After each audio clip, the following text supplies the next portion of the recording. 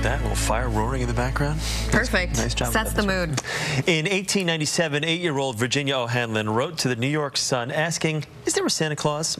To this day, the answer, yes, Virginia, there is a Santa Claus. Reminds us the power of love and generosity. And Macy's Believe campaign is sharing that message through the magic of technology, which brings Virginia and her friends to life. Correspondent Debbie Turner-Bell caught up with Macy's executive Martine Reardon to check it out. Everybody has to believe. Come on.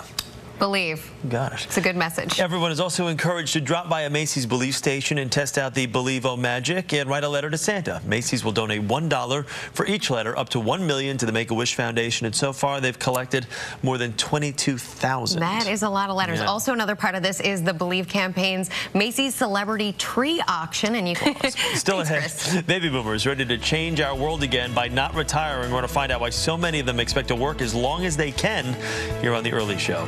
Mom, Dad, you listening?